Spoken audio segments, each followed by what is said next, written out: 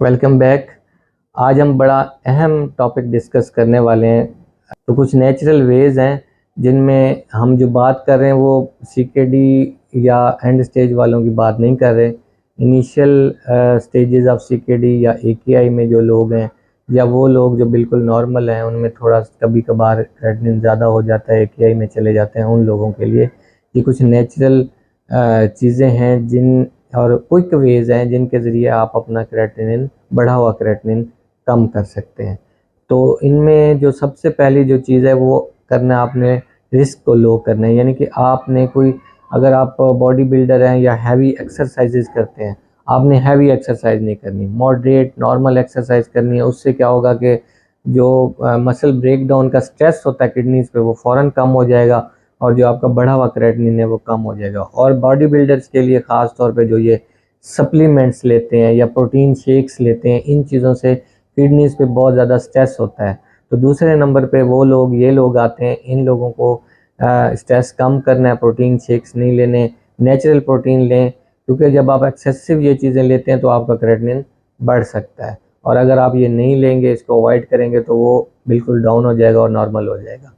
तीसरे नंबर पे अगेन जो जनरल पॉपुलेशन है जो बॉडी बिल्डिंग नहीं करती, सिंपल एक्सरसाइज करती है, ओवरऑल जो आपकी फूड में प्रोटीन इनटेक कम होना चाहिए। यानी कि आप गोश्त, एनिमल प्रोटीन ख़ास तौर पे वो कम लेंगे तो आपका क्रेटिनिन कम हो जाएगा, क्योंकि इससे गुर्दों पे जो स्ट्रेस है वो कम हो जाएगा, गुर्दों का वर्कलोड कम होगा तो किडनीज प्रॉपर फंक्शन करेंगी। मोर वेजीज लें, मोर फ्रूट्स लें।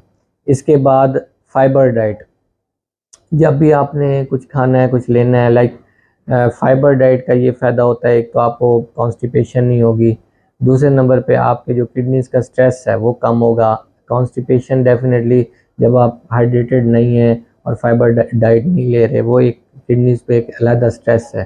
तो आप फाइबर डाइट लें, उसमें चोकर वाला आटा आता है, फ्रूट्स आते हैं, वेजिटेबल्स आते हैं। ये एक तो हमें कॉन्स्टिपेशन नहीं होने देते, दूसरे नंबर पर ये लेग्जेटिव का काम करते हैं। यानी कि हमें नेचुरल लेग्जेटिव्स मिल जाते हैं और हमें नेचुरल जो वाटर है के कंटेंट्स हैं, नेचुरल वाटर के कंटेंट्स हैं, वो हमें मिलते हैं और हमारा जो हाइड्रेशन है वो पुअर नहीं होता, हाइड्रेशन स्टेटस अच्छा रहता है। और लास्ट पे सबसे अहम, अगेन पानी ज़्यादा पिएँ, क्लियर फ्लूइड पिएँ, बहुत ज़रूरी है किडनी को फंक्शन करने के लिए।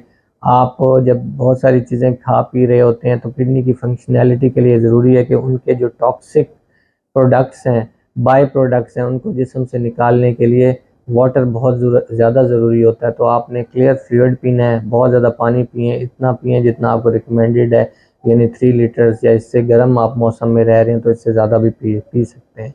और साथ में आपने सिट्रस वाटर भी पीना है। जिन लोगों में स्टोन्स का मसला होता है, यूटीआईज रहते हैं, सिट्रस फ्लूइड पिएंगे तो उससे ये मसला ख़त्म हो जाएगा। क्रैनबेरी जूस है जैसे, जो कि बैक्टीरियाज को स्टिक नहीं होने देता, यूटीआई के जिनमें प्रॉब्लम रहते हैं, तो ये वाला फ्लूइड उनके लिए रिकमेंडेड है। तो फ्लूइड्स के साथ भी आप जो है ना अपनी किडनीज को डिटॉक्स भी कर सकते हैं और हेल्दी रख सकते हैं। तो ये क्विक वेज हैं कि आपने अपना बढ़ा हुआ क्रेटिनिन कम कर लेना है। Thank you.